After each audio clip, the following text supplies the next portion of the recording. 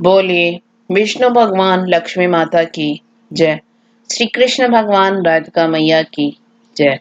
मैं आप सभी को ये बताना चाहती हूँ कि हमारे दो चैनल और भी हैं, मधुर भजन और आरती के लिए मन राखियो और डेली जनरल नॉलेज के क्वेश्चंस के लिए लर्निंग बाय डूइंग।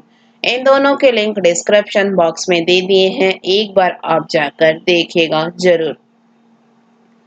आज हम पुरुषोत्तम मास महात्म अध्याय 11 का गुणगान करते हैं। अगर आपको अच्छा लगे तो लाइक शेयर सब्सक्राइब जरूर कीजिएगा। नारद जी कहने लगे, हे मुनि, सब मुनियों से भी महा कठिन ऐसा कौन सा तप उस कुमारी ने किया जो हमसे कहिए।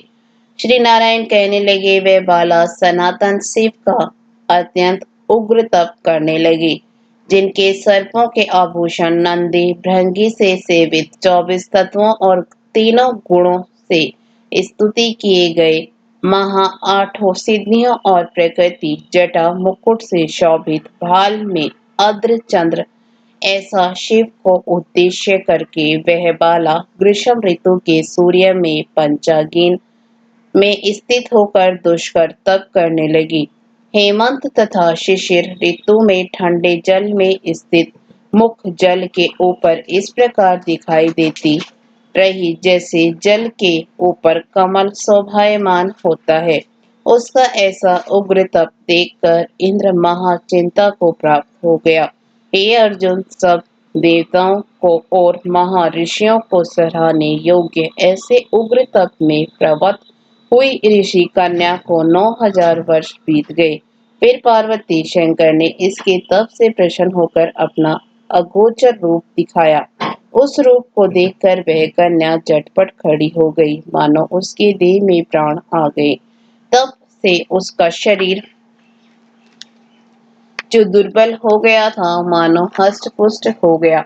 उस बाला ने नम होकर श्री शंकर को नमस्कार किया और विश्व वंदित श्री शिव का मानव उपचार से पूजन किया और उनकी स्तुति करने लगी।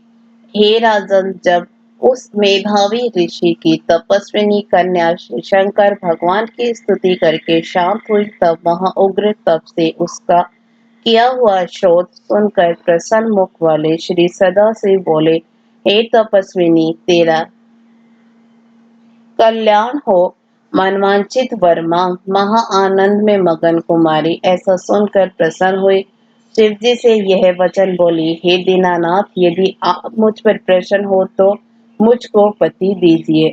ऐसा ही वह 5 बार कहकर शांत हो गई। तब शिव जी मुनि कन्या को कहने लगे कि हे बाला, तूने तो अपने मुख से कहा है वैसा ही होगा। तूने 5 बार पति मांगा है, सो हे सुंदरी, तेरे 5 पति होंगे। श्री कृष्ण कहने लगे, श्री शिव के ऐसे अनीति प्रिय वचन सुनकर बाला बोली, हे सदाशिव, एक स्त्री के एक ही पति हो सकता है, कहीं भी स्त्री 5 पति वाली न देखी न सुनी। एक पुरुष के 5 स्त्री तो हो सकती हैं, मैं 5 पतियों वाली कैसे होऊंगी। आपको ऐसा कहना योग्य नहीं है। हे प्रभु, ऐसा वरदान देने से आपको ही लज्जा होगी। उस कन्या के ऐसे वचन सुनकर श्री शिव कहने लगे कि इस जन्म में नहीं, अगले जन्म में होंगे। वहां तो तपोबल से योनि से उत्पन्न नहीं होगी और वहां अग्नि से उत्पन्न सुख को प्राप्त होकर परम पद को प्राप्त होगी। दुर्वासा मेरा ही रूप है, तूने उनका तिरस्कार किया। यदि दुर्वासा कोपायमान हो जाए तो तीनों लोकों को जला देवे।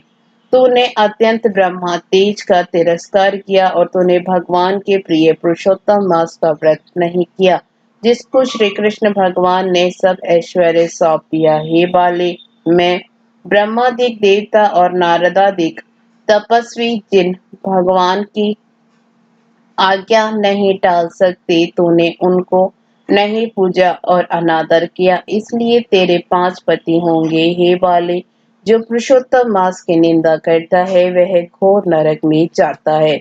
उसके विपरीत कभी भलाई नहीं हो सकती। जो पुरुषोत्तम के भक्त हैं वह पुत्र पौत्र और धन से युक्त हैं। इस लोक तथा परलोक की सिद्धि को प्राप्त होते हैं। हम सब देवता भी पुरुषोत्तम की सेवा करते हैं। इस प्रकार कहकर श्री नीलकंठ महादेव तत्काल अंतर्ध्यान हो गए। तब वह बाला चकित रह गई। सूची कहने लगे, हे ऋषियों, सदाशिव के अंतर्ध्यान होने से उस कन्या को भी चिंता हो गई। इसके साथ ही 11वां अध्याय समाप्त हुआ।